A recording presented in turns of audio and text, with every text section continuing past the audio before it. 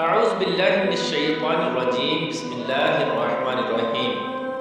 اللہ تبارک و تعالیٰ کے نام سے شروع جو بڑا مہربان اور نہایت رحم کرنے والا ہے۔ ایک ایسی قوم جس پر اللہ تبارک و تعالیٰ نے اپنا دردناک عذاب نازل فرمایا اور اس قوم کے تمام لوگوں کو بندر بنا دیا۔ اس قوم کے لوگ کون سا ایسا گناہ کرتے تھے جس کی وجہ سے اللہ تبارک و تعالیٰ نے ان پر دردناک عذاب نازل فرمایا، اور یہ لوگ بندر بننے کے بعد کتنی دیر زندہ رہے اور پھر ان کو کس قدر دردناک موت آئی۔ جب یہ لوگ بندر بن گئے تو یہ لوگ اپنے عزیز و اقارب کو دیکھ کر ان سے کیا کہتے تھے، اور کیا آج کے دور میں پائے جانے والے بندر اسی قوم کی نسل میں سے ہیں؟ ان تمام تر سوالات کے جوابات قرآن و حدیث کی روشنی میں آج کی اس ویڈیو میں ہم آپ کو بتائیں گے، لہٰذا آپ سے گزارش ہے کہ ہماری اس ویڈیو کو اینڈ تک ضرور دیکھیے گا۔ انسانوں کے بندر بننے کی ابتدا حضرت داؤد علیہ السلام کے دور سے ہوئی۔ اس واقعے کا پس منظر کچھ یوں ہے۔ حضرت داؤد علیہ السلام اور ان کی قوم سمندر کے کنارے ایلا نامی گاؤں میں رہتے تھے، اور ان کی تعداد 70,000 کے قریب تھی۔ یہ قوم بڑی ہی خوشحال تھی اور اللہ تبارک و تعالیٰ کی فرما بردار قوم تھی۔ اس قوم کو اللہ تبارک و تعالیٰ نے بے شمار نعمتوں سے نوازا تھا۔ ہر طرف سرسبز و شاداب باغات اور ہر طرف ہریالی ہی ہریالی تھی، اور اللہ تبارک و تعالیٰ کی بے پناہ کرم نوازی تھی۔ یہ لوگ اپنی اس زندگی میں بہت ہی خوش تھے۔ حضرت داؤد علیہ السلام کی قوم چونکہ سمندر کے کنارے رہتی تھی تو اللہ تبارک و تعالیٰ کا ان پر یہ خاص کرم تھا کہ سمندر کے اس کنارے پر بے پناہ مچھلیاں آتی تھیں جن کا یہ لوگ کاروبار کرتے تھے اور بہت ہی خوشحالی والی زندگی گزارتے تھے۔ جب یہ قوم اللہ تبارک و تعالیٰ کی نعمتوں کی وجہ سے خوشحال ہو گئی تو اللہ تبارک و تعالیٰ کی نافرمانی پر اتر آئی اور طرح طرح کے گناہوں کے اندر مبتلا ہو گئی۔ اور پھر ایک دن اللہ تبارک و تعالیٰ نے اس قوم کا امتحان لینے کا ارادہ کیا اور حضرت داؤد علیہ السلام کو وحی بھیجی کہ اپنی قوم سے کہہ دیں کہ وہ سنیچر کے دن یعنی ہفتے والے دن مچھلی کا شکار کرنا بند کر دیں۔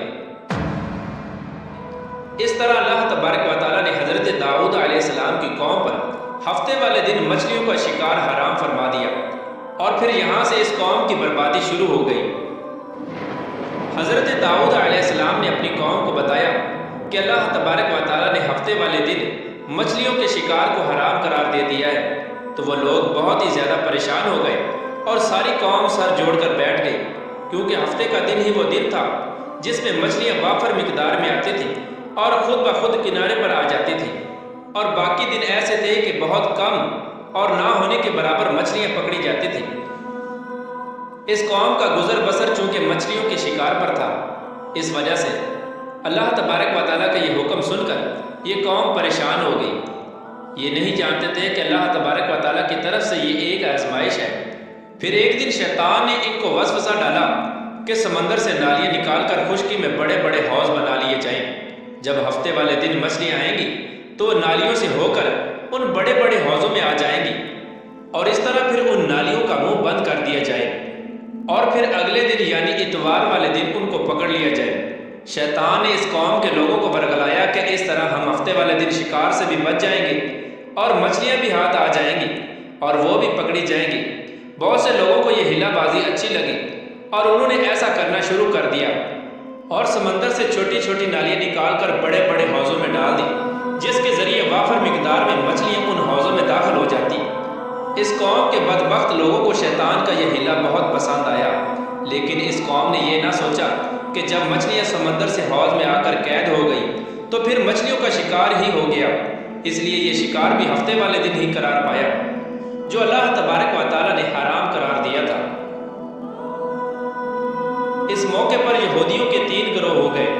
کچھ لوگ ایسے تھے جو شکار کے اس شیطانی ہلے سے منع کرتے تھے اور ناراض و بیزار ہو کر شکار سے باز رہے، اور کچھ لوگ اس کام کو دل سے برا جان کر خاموش رہے لیکن انہوں نے شکار نہ کیا اور دوسروں کو منع بھی نہ کرتے تھے، بلکہ یہ لوگ منع کرنے والوں سے یہ کہتے تھے کہ تم لوگ ایسی قوم کو نصیحت کرتے ہو جنہیں اللہ تبارک و تعالیٰ عن قریب ہلاک کرنے والا ہے اور ان پر اپنا دردناک عذاب نازل فرمانے والا ہے۔ اور اس قوم کے کچھ لوگ ایسے تھے جو سرکش اور نافرمان لوگ تھے، جنہوں نے اللہ تبارک و تعالیٰ کے حکم کی اعلانیہ مخالفت کی اور شیطان کے ہیلے بازی کو مان کر ہفتے والے دن شکار کرنے لگے۔ یہ لوگ اللہ تبارک و تعالیٰ کے حکم کی کھلا مکھلا مخالفت کرتے اور ہفتے والے دن مچھلیوں کا شکار کر کے ان کو کھایا کرتے اور بیچا کرتے۔ پیارے دوستو، حضرت داؤد علیہ السلام کی قوم کے 1200 ایسے نافرمان افراد تھے جو منع کرنے کے باوجود بھی ہفتے کو ان نالیوں کے ذریعے شکار کرتے رہے۔ حضرت داؤد علیہ السلام نے ان 1200 نافرمانوں کو اللہ تبارک و تعالیٰ کے عذاب سے ڈرایا کہ وہ اللہ تبارک و تعالیٰ کی اس نافرمانی سے باز آ جائیں، لیکن وہ لوگ باز نہ آئے اور کھلے عام شکار کرنے لگے۔ چنانچہ وہ لوگ جو اس بات کو برا جانتے تھے، ان لوگوں نے اپنے اور ان نافرمانوں کے درمیان ایک دیوار کھڑی کر دی، جس کی ایک طرف وہ 1200 نافرمان رہتے تھے اور دوسری طرف وہ لوگ تھے جو شکار سے باز رہے۔ حضرت داؤد علیہ السلام نے اپنی اس قوم کے نافرمانوں کو بارہا سمجھایا، لیکن یہ لوگ اپنی نافرمانی سے باز نہ آئے اور اسی طرح اللہ تبارک و تعالیٰ کی نافرمانی کرتے رہے اور شکار کرتے رہے۔ پھر ایک دن حضرت داؤد علیہ السلام نے غضبناک ہو کر شکار کرنے والوں پر لعنت فرما دی۔ اس کا اثر یہ ہوا کہ ایک دن خطا کاروں میں سے کوئی بھی اپنے گھر سے باہر نہ نکلا۔ یہ منظر دیکھ کر کچھ لوگ ان کی دیواروں پر چڑھ گئے تاکہ معلوم ہو سکے کہ وہ لوگ کس حال میں ہیں۔ جب ان لوگوں نے ان نافرمانوں کو دیکھا تو وہ سب کے سب بندر کی صورت میں مسخ ہو چکے تھے۔ اللہ تبارک و تعالیٰ نے ان کی نافرمانی کی وجہ سے ان پر اپنا دردناک عذاب نازل فرمایا اور ان کو انسانوں سے بندر بنا دیا۔ جب لوگ ان مجرموں کا دروازہ کھول کر ان کے گھر میں داخل ہوئے تو وہ بندر اپنے رشتہ داروں کو پہچانتے تھے اور ان کے پاس آ کر ان کے کپڑوں کو سونگھتے تھے اور زاروں کی طرح روتے تھے، لیکن وہ کچھ بول نہ سکتے تھے۔ اللہ تبارک و تعالیٰ کے ان نافرمان بندر بن جانے والے لوگوں کی تعداد 12,000 تھی۔ ان 12,000 لوگوں نے اللہ تبارک و تعالیٰ کی نافرمانی کی اور اللہ تبارک و تعالیٰ نے ان کو بندر بنا دیا، جس طرح کہ اللہ تبارک و تعالیٰ سورہ بقرہ میں ارشاد فرماتا ہے،